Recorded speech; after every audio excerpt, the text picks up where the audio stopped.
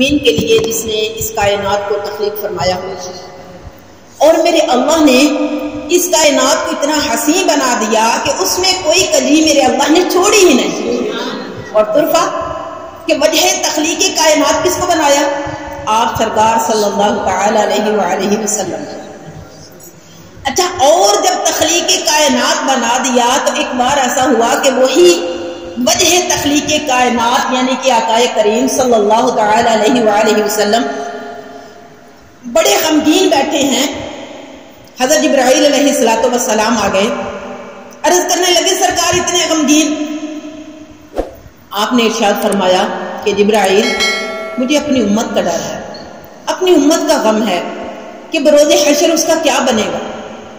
حضرت جبرائیل عرض کرنے لگے سرکار اللہ نے تو ایسا رتبہ عطا کر دیا، وہ خدا جو ہر وقت آپ کے اوپر درود و سلام پڑھتا ہے، اپنے فرشتوں کو حکم دیتا ہے وہ آپ پر درود پڑھتے ہیں، تو ان کا وظیفہ ہی یہی ہے، تو سرکار میں بھی اس میں حصہ ڈالنا چاہتا ہوں۔ آپ نے فرمایا کیا؟ عرض کرنے لگے کہ جو بندہ آپ سرکار صلی اللہ تعالی علیہ وآلہ وسلم پر ایک بار بھی زندگی میں درود و سلام پڑھے گا تو میں کیا کروں گا؟ بروز حشر پل صراط کیا ہے؟ جو بال سے بھی زیادہ باریک، تلوار سے بھی زیادہ تیز، جس کے نیچے جہنم دہک رہی ہوگی، اوپر سے گزرنا بڑا مشکل ہوگا، تو سرکار میں اپنے پروں کے اوپر بٹھا کے اسے پل صراط پر تو ایک بار پڑھ لیجئے درود و سلام، اس کے بعد آگے چلتے ہیں۔ الصلاۃ والسلام علیک یا سیدی یا رسول اللہ وعلی آلک واصحابک یا سیدی یا حبیب اللہ، الصلاۃ والسلام علیک یا سیدی یا نبی اللہ وعلی آلک واصحابک یا سیدی یا نور اللہ۔ قرآن پاک کے اندر سورہ بقرہ شریف کے اندر میرے سرکار آقا کریم صلی اللہ تعالی علیہ وآلہ وسلم کے مقام کو میرا اللہ جو ہے وہ کس طرح سے مقام بیان فرماتا ہے۔ اللہ فرماتا ہے کہ یا ایھا الذین آمنوا لا تقولوا راعنا وقولوا انظرنا واسمعوا وللکافرین عذاب علیم ما یود الذین کفروا من اہل الکتاب ولا المشرکین أن ينزل عليكم من خير من ربكم والله يختص برحمته من يشاء والله ذو الفضل العظيم۔ اللہ کیا فرماتا ہے؟ یا ایھا الذین آمنوا، اے ایمان والو۔ کن کے لیے کہا گیا؟ مسلمان کے لیے کہا گیا، مومن کے لیے کہا گیا، اور اللہ ان کو مخاطب کر رہا ہے کس نام سے؟ کہ اے میرے بندو۔ کون سے بندے؟ جو ایمان والے ہیں۔ اے ایمان والو، کیا کہا؟ لا تقولوا راعنا، راعنا کس کو نہ کہو؟ رسول کو راعنا مت کہو، وانظرنا، وقول انظرنا، اور انظرنا کہو، اور خوب سن لو، اور کافروں کے لیے تو دردناک عذاب ہے۔ پھر اللہ فرماتا ہے، کیا کہتا ہے؟ ما یود الذین کفروا من اہل الکتاب، اے ایمان والو یہ جو کفر کرنے والے ہیں اہل کتاب اور مشرک، یہ نہیں چاہتے، کیا نہیں چاہتے؟ کہ تمہارے رب کی طرف سے تم پر کوئی بھلائی نازل کی جائے۔ اللہ کیا چاہتا ہے؟ اللہ چاہتا ہے واللہ یختص برحمتہ من یشاء، اللہ کہتا ہے کہ اپنی رحمت کے ساتھ جس کو چاہتا ہے وہ خاص کر دے۔ اور پھر اللہ کیا کہتا ہے؟ اللہ کہتا ہے واللہ ذو الفضل العظیم، کہ اللہ تو بڑے ہی بہت بڑے فضل والا ہے، بہت بڑے فضل والا ہے، یعنی کہ وہ جسے چاہتا ہے۔ اس میں ایمان والوں کو خصوصی خطاب ہے، اور کن کے لیے؟ کہ وہ بندے جو اللہ کے خصوصی بندے ہیں، اور وہ کون ہیں؟ وہ ایمان والے ہیں۔ اور یہاں پہ بتایا گیا کہ سب سے پہلے کیا کرنا ہے تم نے یہ کرنا ہے کہ رسول پاک صلی اللہ علیہ وسلم کا ادب کرنا ہے۔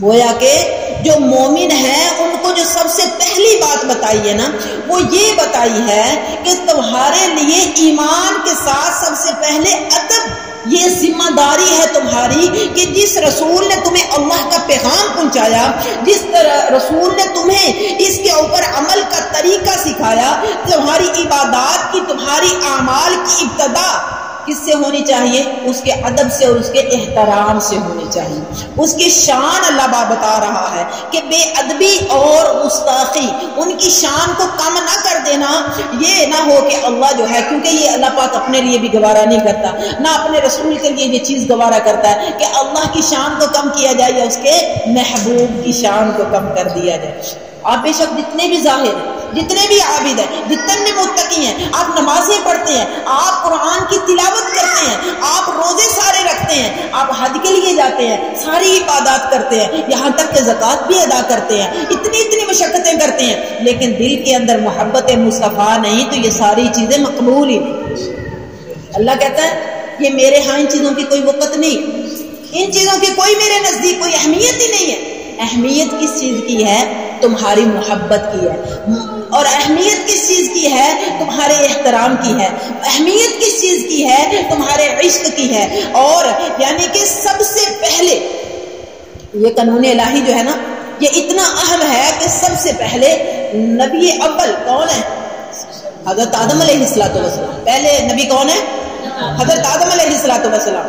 تو اللہ پاک نے ان کو جب زمین سے پہلے اپنے جنم دیا، یعنی کہ ان کو بنایا، مٹی سے تخلیق کیا، ان میں روح پھونکی، تو ان کا عزت اور احترام نہیں کروایا؟ سب کو پتا ہے کیسے کروایا تھا؟ فرشتوں سے کیا کہا تھا؟ آدم کو کیا کرو؟ سجدہ کرو۔ یعنی کہ اپنے پہلے نبی کا اتنی عزت اور احترام کروایا، تو آخری نبی کا کیا حال ہوگا؟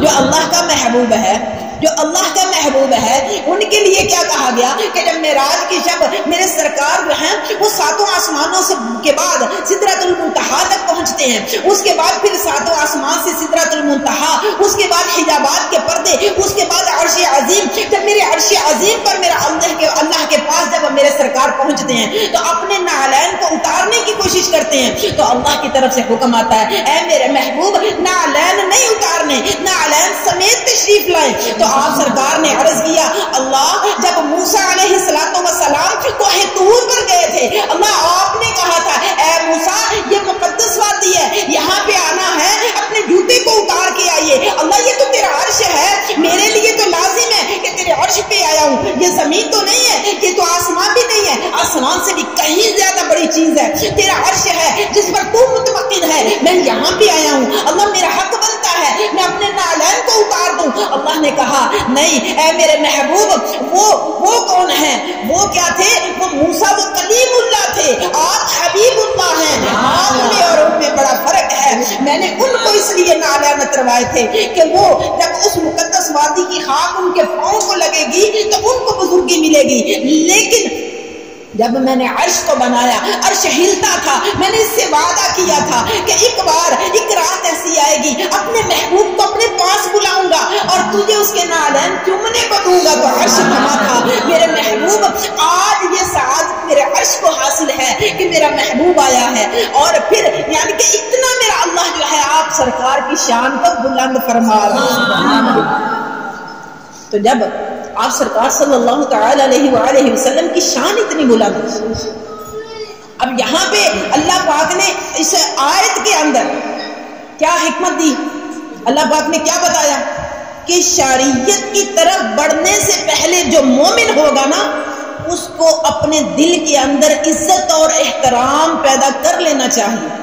اپنے محبوب کی طرف اس کا جب تک ادب نہیں ہوگا، جب تک عزت نہیں ہوگی، اس وقت تک اس کے بغیر کوئی عمل اس کا قابل قبول ہے ہی نہیں، یعنی کہ اس کے بغیر وہ اللہ کی رضا کو حاصل کر نہیں سکتا۔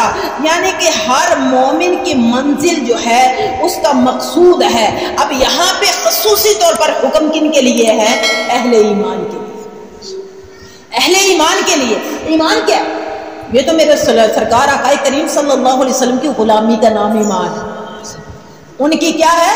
غلامی کا نام، بولے نا ہاں جی، غلامی کا نام ایمان ہے۔ اور غلاموں کی جو ذمہ داری ہے وہ کیا ہے کہ وہ آپ سرکار صلی اللہ تعالی علیہ وآلہ وسلم کا ادب و احترام کریں۔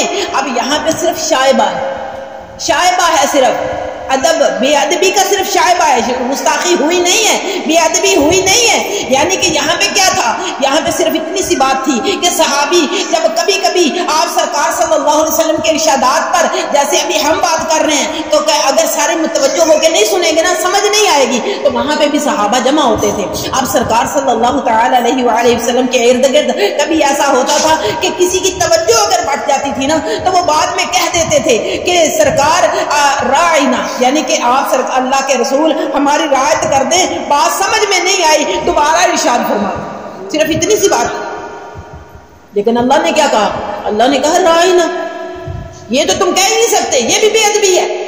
میرے محبوب کی جو شان ہے وہ تو کہیں زیادہ ہے۔